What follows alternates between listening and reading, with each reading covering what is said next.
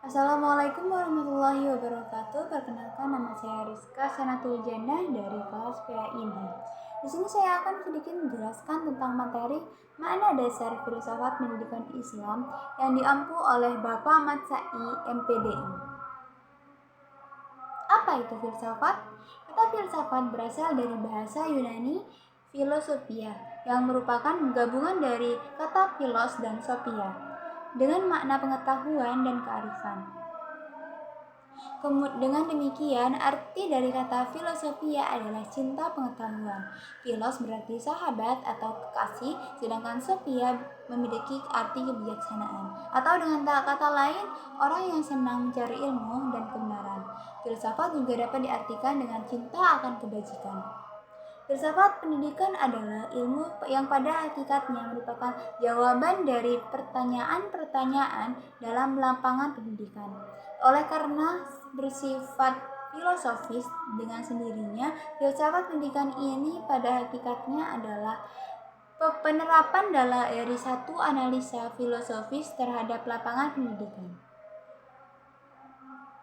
Hubungan antara filsafat dengan ilmu pendidikan ini tidak hanya keinsidentalan, melainkan suatu keharusan. John Dewey, seorang filosof Amerika, dalam Imam Bernadib mengatakan bahwa filsafat itu adalah teori umum dari pendidikan, landasan dari semua pemikiran mengenai pendidikan. Lebih dari itu, filsafat mengajukan pertanyaan-pertanyaan dan menyelidiki faktor-faktor realitas pengalaman yang banyak terdapat dalam lapangan pendidikan. Dengan demikian, filsafat pendidikan Islam secara singkat dapat dikatakan sebagai filsafat pendidikan yang berdasarkan ajaran Islam, atau filsafat pendidikan yang dijiwai oleh ajaran-ajaran Islam.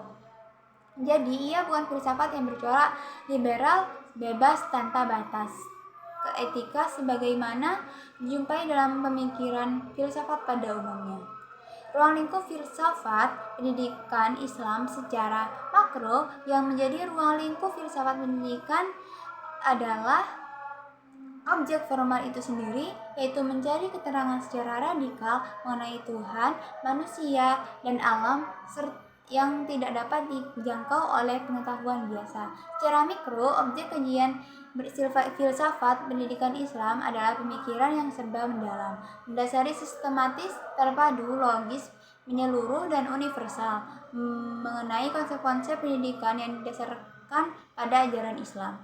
Konsep-konsep tersebut mencakup 5 faktor atau komponen pendidikan, yaitu yang pertama, tujuan pendidikan Islam, pendidik, anak didik, alat pendidikan, dan kurikulum, metode, dan penilaian atau evaluasi pendidikan dan lingkungan pendidikan. Tujuan filsafat pendidikan Islam yaitu yang pertama, untuk membantu pembentukan akhlak yang mulia. Islam menetapkan bahwa pendidikan akhlak adalah jiwa pendidikan Islam, juga menumbuhkan ruh ilmiah pada pelajaran dan memuaskan untuk mengetahui dan memungkinkan ia mengkaji ilmu bukan sekadar sebagai ilmu, dan juga agar menumbuhkan minat pada sains, sastra, kesenian dalam berbagai jenis.